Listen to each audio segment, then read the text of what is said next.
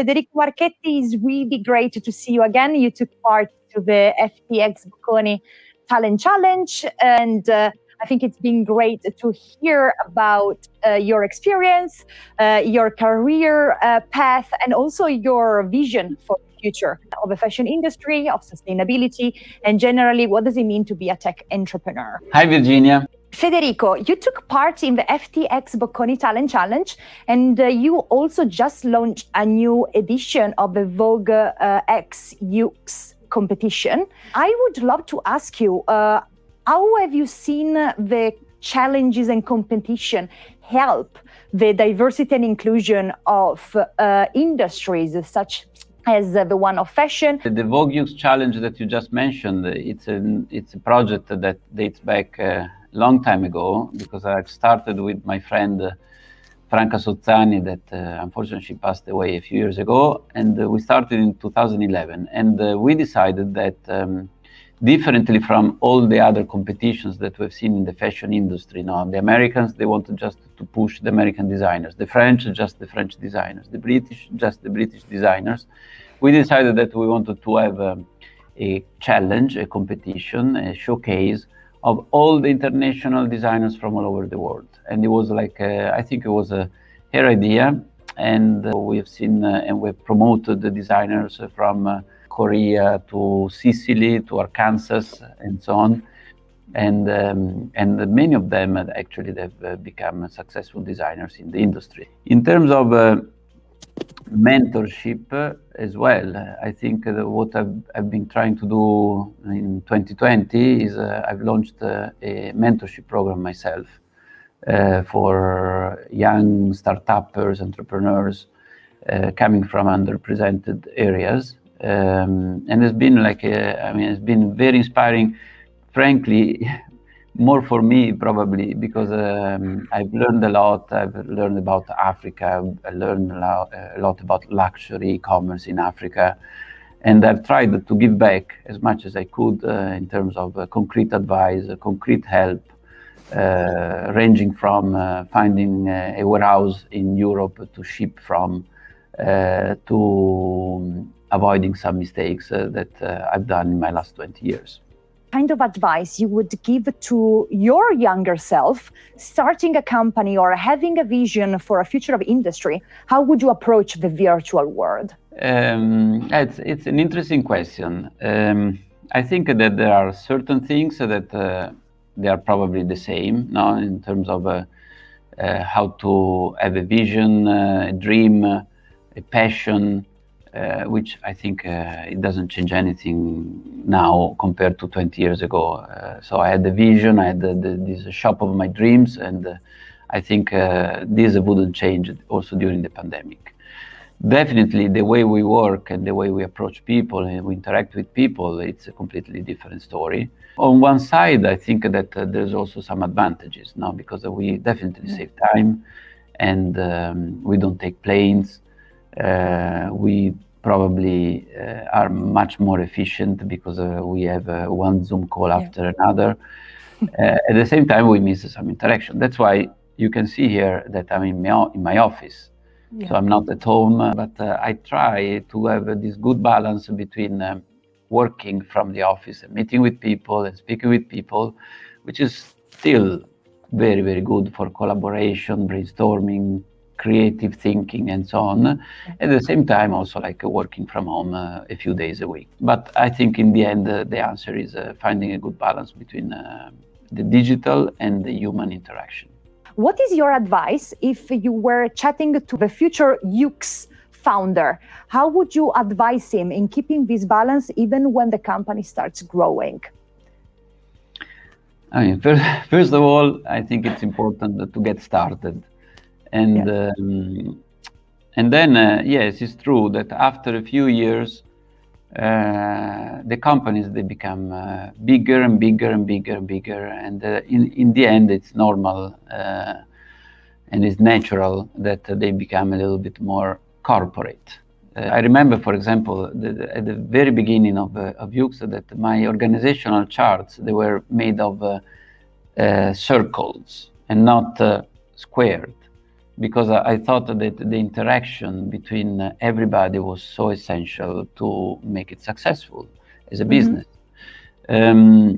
But it's true that at a certain point, at a certain size, and depending on different businesses, you need to have a different structure and the different hierarchies and the different reports and so on. I loved, and I still love to work with not only with my direct reports, but I go like deep down, and I work with probably 50, 60, 70 people within my organization directly, interacting directly. So, but because I'm an entrepreneur, and that's probably the difference. So if you have entrepreneurial spirit, an entrepreneurial mind, an entrepreneurial DNA, you will always fight the, let's say, the yes man, the corporate world, and so on. And it's a normal evolution of a company. And when the company gets big, it's normal that it becomes a different company. What do you look for in your future leaders? The answer for this is very simple. I look for passion. So in the end, definitely skills are important, but always I tried to push the boundaries of people. And so sometimes I've hired people that they never did a certain job. But because I knew that with passion and determination, they could even become better than those ones that were doing that job since the last 10 years.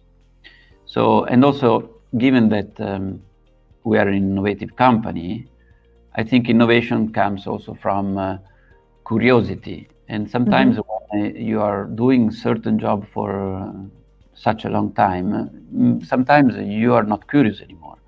So this is to say that I always invested a lot of time and training and let's say courage in hiring very young people, because I love to work with young people. That's in the end of the story. That's the end of the story. What is the next big project you always wanted to work on and you did not have a chance yet? In a way, I'm very lucky that as an entrepreneur, like you can have dreams, and if you have a good team, which is essential, because there's more the possibility in this world, fast changing, global, to be alone, and so the one-man band doesn't exist anymore. So the team is essential, and so if you have a great team with strategy and execution, I've been so lucky in the last 20 years that all of my ideas and dreams have been executed successfully, and that's for an entrepreneur is the top of his life. So you cannot have anything more than that. What I'm now focusing more and more, and actually I've started back in 2009, but probably I've started even earlier, because also the concept of YOOX was a circular business itself. Now I'm more and more focused on sustainability, because I believe that after e-commerce, that has been like a great journey for me in the last 20 years. Now I see that sustainability, not only in fashion, but also in fashion, is becoming the next big thing where I would like to be focused on. How do you see the kind of sustainable, good leadership looking like for the next 5 or 10 years? Probably the right answer to this question is to lead by example.